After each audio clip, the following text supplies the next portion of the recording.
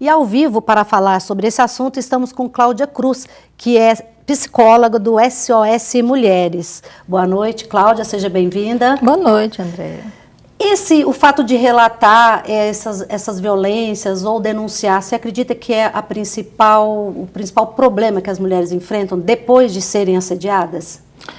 Olha, a gente tem essa postura, né, ou esse evento do assédio muito associado a uma não providência, né, e isso de certa maneira parece que relaciona o assédio como algo natural ou previsível e diante do qual nada pode ou precisa ser feito, né. Então a gente, escutando as mulheres relatando aí as suas experiências e essas vivências relacionadas a assédio, boa parte delas disseram que não tomam providências, né? E isso, de uma certa maneira, se desdobra numa não quantificação muito clara desse tipo de evento. Porque a gente sabe que acontece, mas a gente não consegue dimensionar.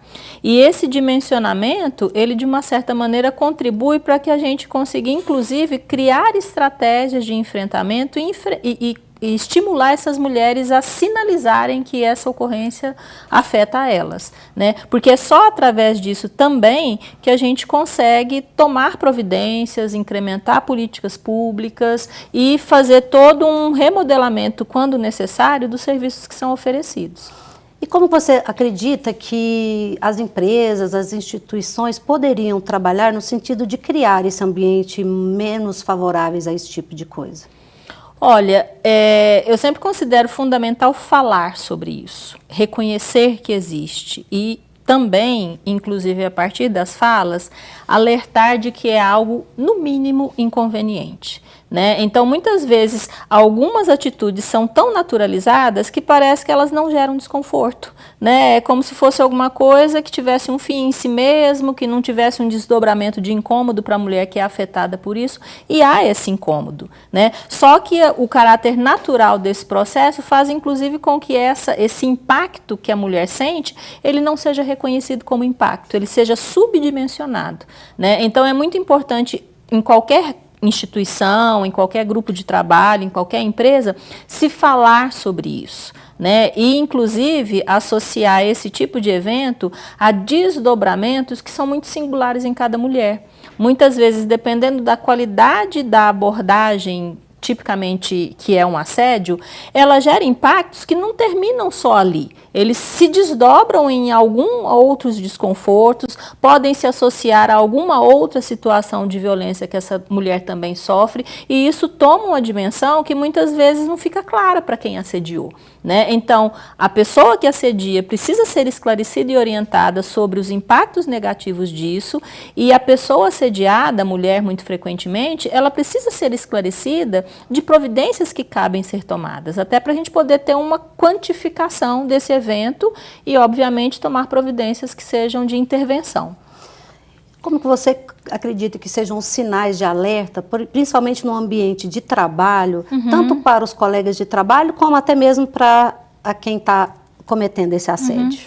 Olha, quando a gente fala de assédio, né, ou de alguma atitude que avança um certo limite, né, esse tipo de abordagem é, no mínimo, inconveniente, né? Então, quando a gente fala de processos de violência, e na instituição que a gente trabalha, a gente escuta recorrentemente isso, os processos de violência, eles se incrementam na medida em que algum limite é ultrapassado, né? Então, a mulher que se sente desrespeitada, né, no sentido de que algo avançou um limite que ela sente que é razoável, é importante que ela reconheça isso e que ela sinalize para quem está avançando esse limite de que ela não aceita, né? A gente tem aí falas que são jargões, né? Não é não, né? Parece uma redundância, mas é importante reforçar isso.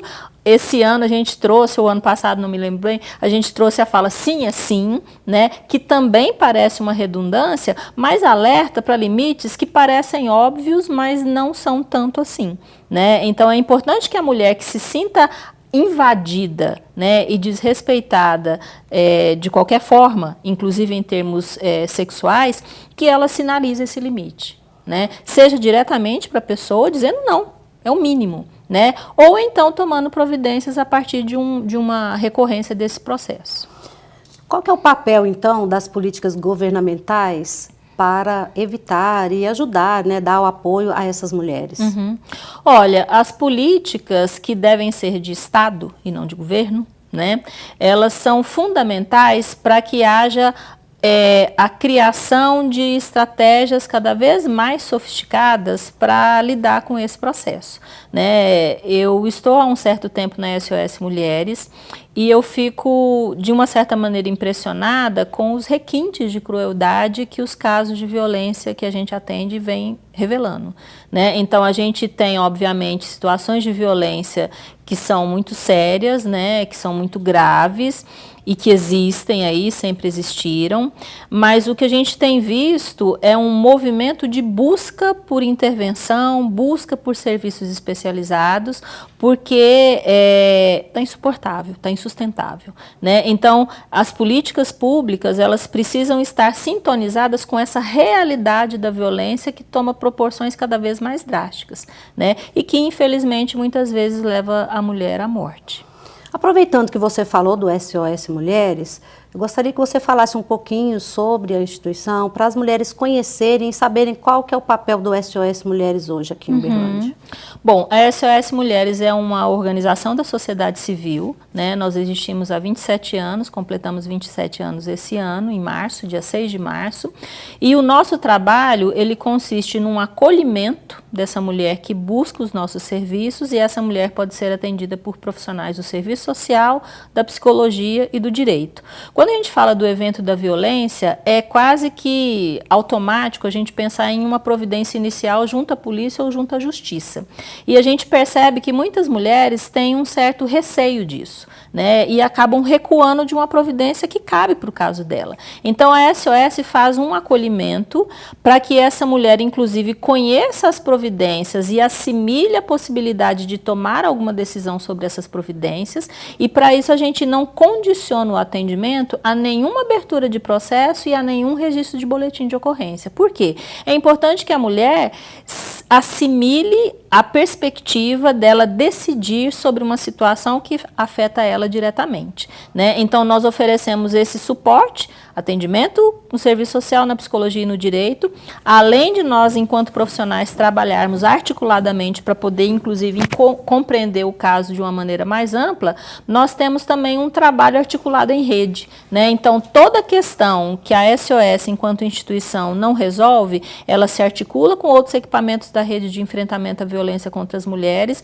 de modo que essa mulher seja assistida de uma forma mais ampla. Diante de tudo isso, como que você acredita que a sociedade pode trabalhar para promover a cultura, né, de respeito às mulheres, de igualdade de gênero?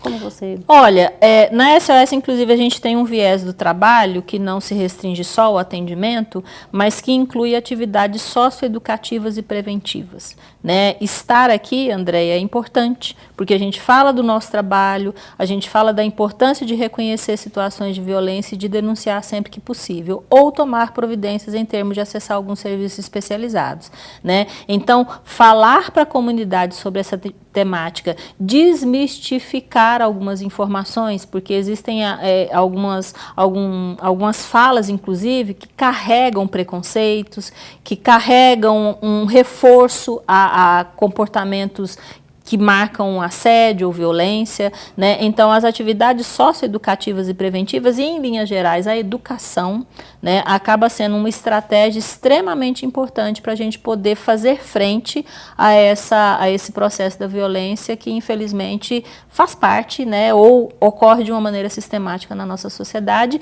e, em especial, a violência que acontece contra as mulheres. Até porque são os homens que cometem essas violências, né? Então, seriam eles que deveriam entender o que é o assédio e tentar mudar essa realidade. Também. Né? Tanto que a SOS Mulheres, Andréia, atende como público-alvo mulheres, mas nós também atendemos homens autores de violência e também atendemos demandas que derivam desse relacionamento conjugal, que são filhos e filhas que muitas vezes estão expostos a um processo de violência e ficam impactados por ela, né? Então, o nosso público ele é amplo, né? E em linhas gerais o nosso público é a sociedade. Certinho. Para encerrar, deixa uma mensagem para as mulheres e até para os homens, para que esse caso, assédio sexual, não deixe mais, não seja mais um motivo para discussões. A mensagem que a gente traz é que é importante a gente reconhecer, né, os processos de violência e que qualquer mulher que se sinta afetada, né, atingida, impactada por qualquer processo de violência, a princípio ela pode ser escutada, pode ser esclarecida para que ela consiga tomar as providências e sustentar, né, as decisões que ela pode tomar em relação a essa situação. Ok, muito obrigada por sua visita, Cláudia, pelo trabalho que vocês desenvolvem também, parabéns, viu? E quando quiser retornar aqui ao nosso informativo, estamos às ordens. Ok, em nome da equipe SOS Mulheres eu agradeço.